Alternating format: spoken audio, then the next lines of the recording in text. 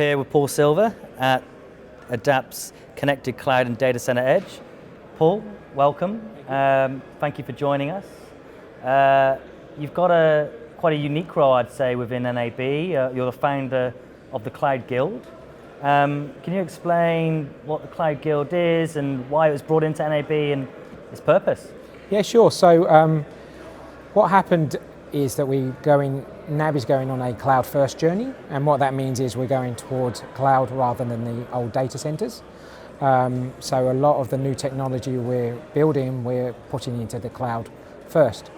As we've gone through this journey, we went in 2017, we announced it publicly, but we also needed to get a whole load of new cloud engineers into the organisation. We can't find them inside of Melbourne or Sydney. We've branched out internationally as well, but we were looking for 2,000 and we just could not find that number. So the Cloud Guild came up with an idea of mine that got put on by Patrick Wright, who backed me, and then that got delivered to train our staff in this technology. And in doing that, because we've got great staff already, we just need to enable them in that skill set.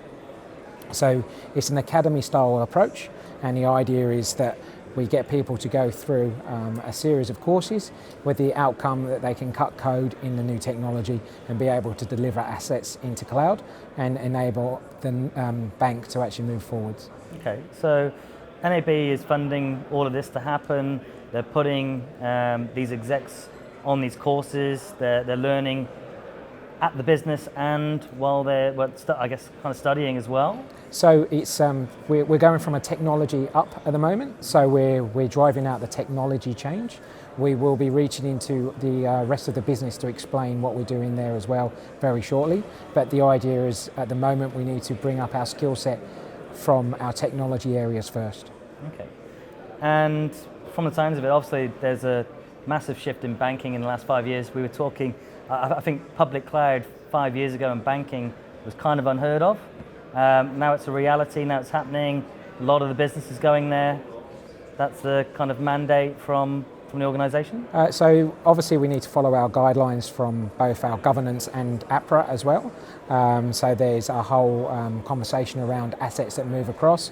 We have all of our guardrails that we're moving with the blessings of APRA to make sure that we're doing it correctly. But yes, most assets we're either doing a pick and shift or we're actually looking at re-platforming them to use native cloud technology. Awesome. ADAPT a couple of weeks ago have released the top 10 technology challenges and business drivers report. Number one was actually cloud is not an option anymore. That sentiment, does that kind of sit with you guys? Absolutely. So I think the ability to be agile, you need to use cloud technology and to drive, like we call them MVPs, minimum viable products. 10 years ago, it wasn't even a consideration that we could get something up and running, tested in a couple of weeks. We've now got the ability to move incredibly quickly, whereas with the data center model, to get a new asset out there was a big upfront cost. Engaging multiple parties to actually get something, and then at the end of the day we didn't know if it was going to work or not. Now we've shifted to the other side where we can get a product up and running and see if it's going to work very, very quickly. We need to enable our business to understand that as well, so hopefully we'll get them to come on the journey shortly. Awesome. NAB's had quite a transformation itself. You've got some great technology leaders, Patrick Wright and Yuri Miznik, your CTO and CIO. What's it like working with leaders who are so detailed in what they do and are very technically minded as well? Yuri's my EGM, so he's fantastic. I like for having a leader who is so technical and understands the technology is fantastic. I've never experienced that in all of my career, and I love it. So he can basically, I call it the sniff test. So he can tell if something's right or wrong, or if we're going in the wrong direction. And it's really great to have a leader who can actually push us in the right direction. So it's really quite exciting times for us. Fantastic.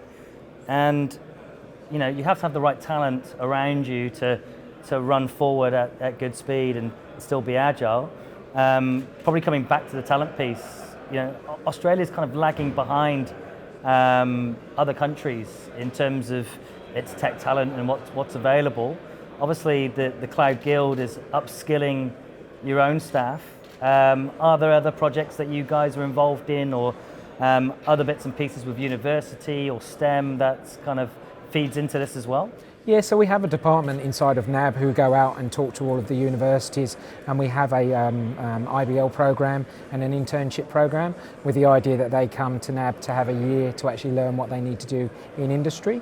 I've actually got in my group, I've got 10 IBLs and interns who we're trying to get trained up. In fact, we've got 2 of them who got certified within 4 weeks who are in my team, which is fantastic. But what we do need to do is feed back to the universities to say it's now a requirement to actually understand this technology, so we don't have to train them when they leave. The expectation should be when they leave they're already trained. I think that's something that we need to push a little bit more because, as you say, cloud is no longer an option. The number 2 challenge which came up for executives in ADAPT's report was security, and that it needs to be instrumental in every decision that you're making within the business. How do you guys go about those security decisions when you're partnering with other strategic partners, or just some of your day-to-day strategic planning? So, like you say, security is paramount in everything we do. What I've actually personally found as we're going towards cloud technology is we can solve a lot of those problems. So the idea of having everything encrypted at rest, encrypted at transit, we can uplift our game. We can actually get to a much more granular level on what can talk to each other. There's a thing called JOT tokens, so we can actually enable those components so that communications are short-lived. So I think as we go towards cloud technology, we actually are lifting our game from a security component. We're obviously very heavily engaged with APRA as well in everything that we do. So as we move assets, we need to make sure we're following all of those guidelines. The great thing of what we can do with cloud technology is that we can actually do it as code. So all of the security mechanisms and everything, we can put it through a CI/CD pipeline now to make sure we adhere to it. So for example, like if we wanted to go and do some penetration testing, rather than leaving it to the last minute, which we've done in the past in our on-prem assets, we can actually upfront that right directly as soon as someone cuts a line of code. So it's basically enabled us to find the problems a lot earlier and shift to the left. So there's been a big increase in speed and capacity there. Yeah, absolutely. So we should be able to flow a lot faster by shifting everything to the left and enabling our teams to drive security as a first requirement. The evolution of your role, how does that go within NAB, and do you see that kind of start happening in other businesses now? Do you think there's going to be, copycat, replication coming into other large organizations? I call this a snowflake because it was quite unique, but I think it's a necessity now. So how this evolved was from an idea, again, like entrepreneurship, I suppose. It came from an idea that was needed at the point in time, that had someone who was really passionate about driving it, and that's how this all came about. I think it's an absolute necessity now for all enterprises that you need to, 1, change culture, and 2, change the way that you train your people, because they need to understand. It becomes a clarity and a competence component.